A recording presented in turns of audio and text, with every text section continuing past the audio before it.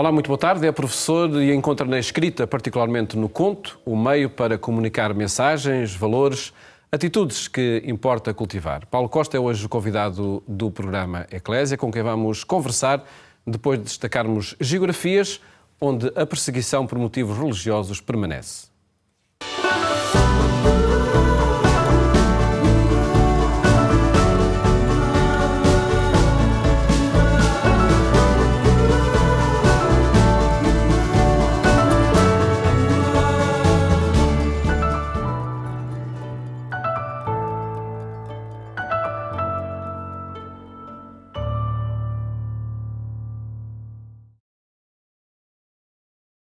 A Índia é um país de contrastes. É o mais populoso do mundo, tem megacidades, uma indústria poderosíssima e, por exemplo, já conseguiu levar a missão Chandrayaan-3, a pousar no Polo Sul da Lua.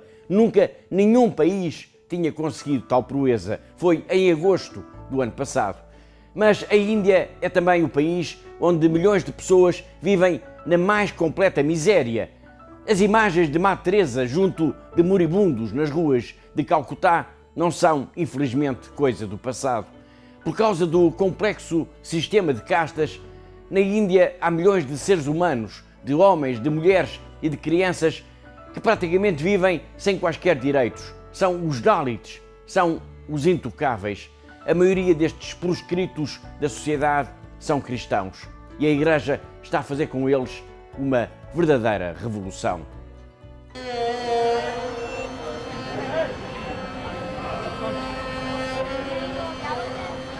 In India, there are 4 castes.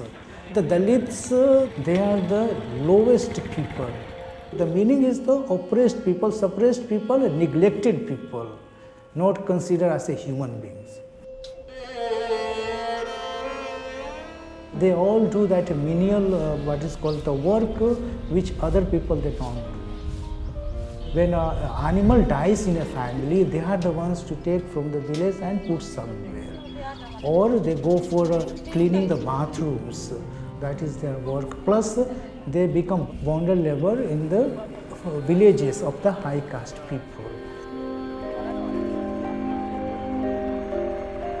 The situation of Dalits in a particular village is very often very deplorable, very poor conditions compared to the high caste or the backward classes, which made socially, economically they have made a progress, but Dalits, the non-Christian Dalits, their status remain more or less the same. A Brahmin, he will never enter in the Dalit's house. He will not take any glass of water or anything. Dalit going to a Brahmin family, if he takes a glass of water, that glass, the Dalit has to wash, not the Brahmin family anybody. He has to wash and keep there somewhere. It is a separate plate, separate glass, everything is kept for a Dalit.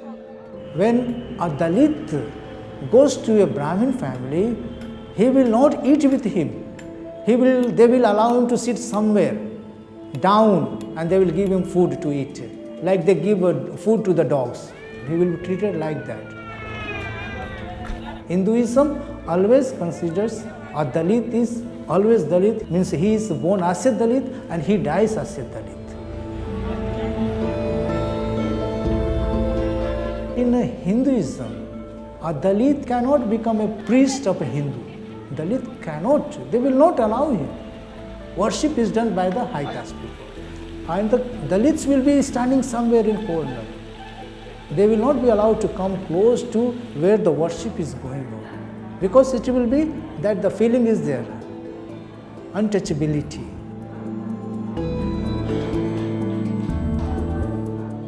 This caste system, though it is abolished in the constitution, it is a system in the society that these people are made Dalits. They are liberated by accepting the Christianity because Christianity has given them education, Christianity has given them food, Christianity has given them social status to come up in their life, and mainly education. And through the education, the Dalit Christians, those who have accepted Christianity, they have come up in their life.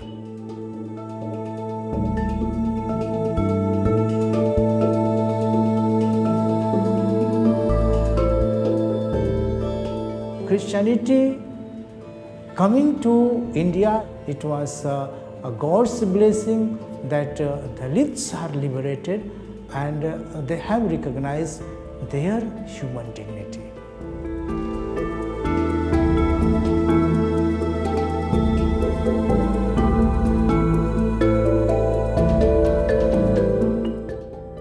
Nascem sem direitos e morrem sem direitos.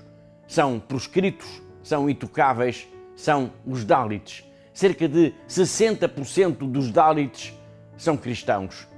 Ao acolhê-los como iguais, como irmãos, a Igreja Católica está a promover uma verdadeira revolução na Índia. É uma revolução silenciosa, feita de ternura, de misericórdia. Sem se disparar um único tiro, é possível mudar o mundo. É isso que fazem todos os dias padres e irmãs e catequistas na Índia. Esta é uma revolução de que não se fala, mas está a acontecer e a mudar este enorme país. É a revolução do amor. Todas as semanas nós marcamos encontro aqui porque há uma igreja que precisa da nossa ajuda.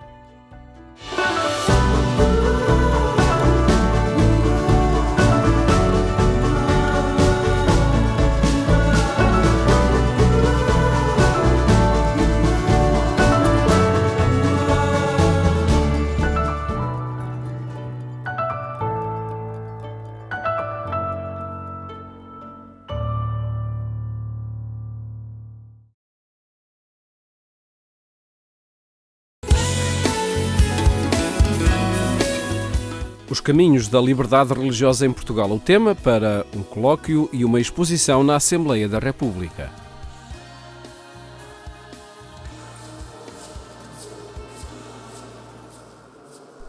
Na Assembleia da República está patente uma exposição sobre os caminhos da liberdade religiosa em Portugal. Uma mostra que conta a história vivida no último século ao nível das tensões, debates, conflitos, diálogos e negociações sobre a temática da liberdade religiosa. Começando com a Lei da Separação de 1911, na Primeira República, passando depois pelo Estado Novo, com essa ambiguidade de um regime que estava próximo, em termos ideológicos, da matriz católica do país, mas que ao mesmo tempo perseguiu, discriminou aqueles que se lhe opunham também, que se lhe opunham em nome da sua fé. E nomeadamente as minorias religiosas, que eram bastante discriminadas durante o Estado Novo. Na inauguração da exposição, realizou-se um colóquio sobre as religiões como património da humanidade, uma iniciativa que contou com intervenções de Augusto Santos Silva, presidente da Assembleia da República, e do cardeal Tolentino Mendonça, prefeito do Dicastério para a Cultura e a Educação da Santa Sé. O convite que me dirigiu para este colóquio na Casa da Democracia, que assinala as 2 décadas da Lei da Liberdade Religiosa, a liberdade humana e, nesse sentido, também o exercício da democracia, permaneceriam não só incompletos, mas também comprometidos sem o reconhecimento daquilo que a Declaração Universal dos Direitos do Homem e a Magna Carta da Cidadania, que é a Constituição, afirmam em uníssono. As religiões, do meu ponto de vista, entendidas como quadros de interpretação do mundo e de orientação no mundo. É isso que, historicamente, as religiões têm sido muito e muito intensamente e, desse ponto de vista, cumprem funções sociais incontornáveis, proporcionam às pessoas quadros de interpretação, resposta à pergunta onde eu estou, o que é isto, e também quadros de orientação, resposta à pergunta e o que é que eu posso e devo fazer aqui. Existe um direito fundamental que não deve ser esquecido no caminho de fraternidade e da paz. É a liberdade religiosa para os crentes de todas as religiões. Esta liberdade manifesta que podemos encontrar um bom acordo entre culturas e religiões diferentes. Em Portugal, o caminho ao nível da liberdade religiosa é visível. A exposição mostra que a convivência entre as diversas religiões tem raízes e que a pluralidade e a aceitação das diferenças é uma estrada contínua e com horizontes largos. São episódios que marcam também a história democrática. E depois evoca a história democrática dos debates desde logo a seguir ao 25 de abril de 1974, com a questão do divórcio para o casamento, para quem tinha um casamento católico. Depois também a questão do ensino, por exemplo, o ensino alternativo às aulas de moral católicas, a possibilidade de outras confissões poderem ter estabelecimentos de ensino, a questão também do acesso aos média e da liberdade de imprensa. Todos esses temas são aqui invocados e evocados. As religiões são eixos essenciais da nossa vida coletiva, quer para os religiosos, como muitos aqui estão, quer para aqueles que não têm crença religiosa definida, como eu próprio. Eu acho sempre que, também no domínio da religião, como em tantos outros domínios, Fernando Pessoa resolveu-nos muitos problemas porque disse numa única frase aquilo que sintetiza o que muitos de nós pensamos. A frase é: Deus é existirmos e isso, existirmos, não ser tudo. O mundo habitado pelos seres humanos, tanto no plano micro como naquele macro, é interminável oficina, experiência, demanda, artefacto e interrogação. No entanto, a palavra património é reservada apenas a uma pequena parte do que recebemos do passado ou legamos aos vindouros. É atribuída àquilo que pode ser reconhecido como eixo arquitetural da identidade coletiva ou expressão mais consistente do bem comum. É restrito ao que pode ser compreendido como força generativa do que somos ou daquele sentido que buscamos. Encaradas desta forma, as religiões são um insubstituível património de todos e que a todos diz respeito. Falar da liberdade religiosa não é outra coisa do que falar da liberdade.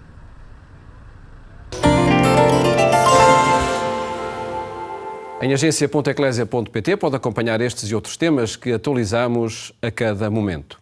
Agora falamos com Paulo Costa, que é professor no Colégio de Lamas e autor de vários livros. Uma espécie de bolsa de valores é o último título e também o ponto de partida para a conversa com Paulo Costa. Muito boa tarde. Boa tarde. Obrigado por estar no programa Eclésia. Paulo, que bolsa é esta de que se fala aqui no título? Pois, as coisas mais importantes não cabem numa bolsa, não cabem num bolso. É verdade que muita gente diviniza o dinheiro, a economia de facto tem muita importância, a economia, a bolsa de valores, estamos sempre a falar nelas, mas eu acredito que os valores que são verdadeiramente importantes, aqueles que são mais valiosos, não cabem num bolso, estão no coração. Não estão na cotação? Não, de maneira nenhuma. E é neste contexto que eu me atrevi a criar algumas histórias. Neste caso, deste livro, são 50 contos, em que eu, na verdade, sublinho vezes sem conta que as coisas que são verdadeiramente importantes não são coisas. São valores, são sentimentos, são emoções, são as nossas convicções mais profundas. E é neste âmbito que cada história reflete um valor em concreto. Portanto, são 50 valores ao todo. A minha preocupação foi mesmo ajudar os meus leitores, porque tudo isto nasceu na escola onde eu dou aulas. Eu sou professor no Colégio de Lamas há 26 anos, sou professor de cidadania, sou professor de moral, e a verdade é que ao longo dos anos tive necessidade de criar materiais, instrumentos de trabalho, para propor aos meus alunos para refletir nestas temáticas tão importantes para os nossos tempos e para a nossa sociedade e para a reflexão. E o conto é um bom instrumento, é uma boa narrativa para, não há dúvida, para passar esses valores. Não há dúvida. Não é preciso ir longe. Jesus Cristo, o mestre por excelência, foi um excelente pedagogo. Foi ele que usou as parábolas como aquele meio extraordinário de fazer passar uma mensagem. Jesus usou as parábolas muitas vezes, recorria a este recurso literário frequentemente, e não era por acaso. E se Jesus o fazia, quem somos nós para achar que não é um bom método? Não é por acaso que nós, quando queremos falar de coisas importantes às crianças, quando queremos falar de conceitos, nós damos exemplos, contamos uma história. Todos nós ficamos rendidos ou paralisados quando ouvimos a expressão "era uma vez".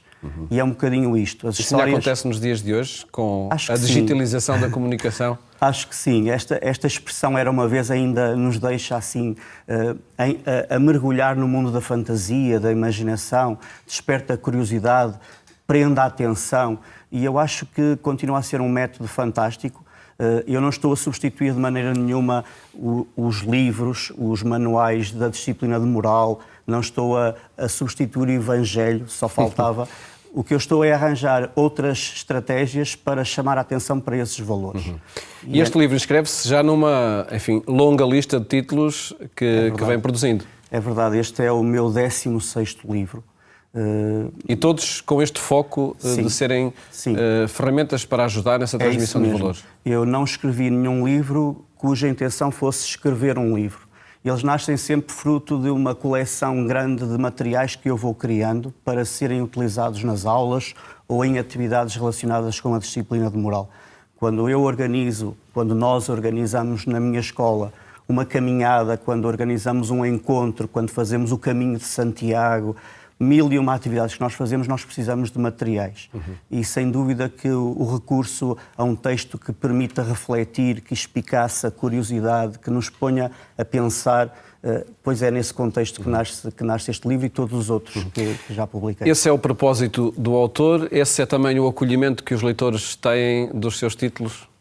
Eu acho que a difusão dos meus livros, porque eles já foram publicados em várias editoras, a Paulo já publicou, a Paulina já publicou, a Salesianos Editora já editou vários livros meus, e eu acho que é porque a forma como escrevo procura ser uma forma bastante atual de falar de valores que são eternos, que são de sempre, que não perdem atualidade. Falamos de uma época que parece que está em crise em termos de valores, ou são os valores que estão em crise? Estamos nesta discussão em que parece que tudo é subjetivo, tudo parece... as pessoas parece que já não há verdades absolutas e importa mais do que dizer isto está certo ou isto está errado, que não temos esse direito, digamos assim, mas temos o direito de propor reflexão. Vamos dialogar, vamos debater. O que é que tu achas? Porquê é que será assim? No fundo, num processo de discernimento que importa fazer, do ponto de vista pedagógico e didático. Portanto, os livros que eu vou escrevendo, e este em concreto, têm impacto ou têm, digamos assim, o seu sucesso, porque pode ser utilizado numa escola, pode ser utilizado numa aula de qualquer disciplina, digamos assim, pode ser na catequese, pode ser em qualquer atividade de evangelização. É este o âmbito que deu origem a este livro. Ao folhear o livro, já ontem, quando preparava esta nossa conversa, deparei-me com esta história, o jovem que não tinha fé. Há argumentos que, desde logo, o enunciado do tema permite criar mais empatia com o leitor? A palavra fé não é especificamente religiosa, ou seja, nós acreditamos em Deus, quem acredita, mas nós acreditamos em muitos valores, acreditamos na vida, acreditamos em nós próprios. Portanto, a palavra fé, no caso concreto desta história, é muito abrangente. Agora, nós hoje vivemos num mundo extremamente racionalizado, racionalista. Parece que a mentalidade odierna vai muito na linha de só se acredita naquilo que se pode provar cientificamente, que pode ser objeto de uma experiência laboratorial. E, na verdade, isto não é assim. Ainda que o homem seja um animal racional, a maior parte das nossas vivências diárias não são racionais, não se esgotam nas palavras, nos conceitos. São emoções, são sentimentos, são vivências. Por isso, falar de fé é muito abrangente. E a ideia da religião, a religião é um fenómeno universal no espaço e no tempo. Ou seja, não podemos dizer que hoje não faz sentido ter fé, ou que Deus não existe, ou o que quer que seja. Importa falar destas coisas, refletir. Quando eu proponho aos adolescentes, aos jovens, às crianças, falar destas coisas, nunca é na intenção de fazer uma lavagem ao cérebro, de formatar, é mesmo espicaçar a reflexão. Uma aula de moral cria ou tem espaço de serenidade para que possamos debater ideias e sermos transparentes, desabafarmos aquilo que sentimos e pensamos. Às vezes, num contexto diferente, que é numa esplanada, numa praia, numa discoteca, não há ambiente para falar de coisas sérias e profundas. Uma disciplina de moral oferece muito essa possibilidade. E também para falar, se calhar, de assuntos do cotidiano. Do que quer que seja, de tudo. Com outro sentido, não é? Tudo cabe, tudo é possível, tudo é normal. Temos é que saber dialogar. Hoje em dia, as pessoas não têm sentido crítico, eventualmente. Hoje parece que o que está na internet, o senhor Google diz tudo, parece que aquilo é a verdade. Nós temos que ter sentido crítico, nós temos que ter uma bagagem que nos permita refletir, ter opiniões. É um bocadinho isto que os textos que eu vou fazendo proporcionam. São trabalhados depois nas aulas do Colégio de Lamas, nas aulas nomeadamente de Educação Moral? Claro. Os textos que eu crio e outros materiais que vamos usando permitem fazer teatro, permitem fazer um vídeo, uma banda desenhada. Tudo isto são pontos de partida, tudo isto é aproveitar os vários recursos que há em termos de multimédia, o que quer que seja, para aprofundar, para debater, para falarmos destes assuntos que são tão pertinentes e importantes. Paulo Costa, agradeço essa sua partilha e a produção literária e pedagógica que vai fazendo através dos títulos que chegam à estampa, e felicidades para o trabalho no Colégio de Lamas. Muito obrigado por ter estado no programa Eclésia. Antes de terminar, recordo que pode rever este e os programas que partilhamos consigo aqui na RTP2 e também na Antena 1, no portal da agência Eclésia. Desejo-lhe uma ótima tarde e até amanhã, se Deus quiser.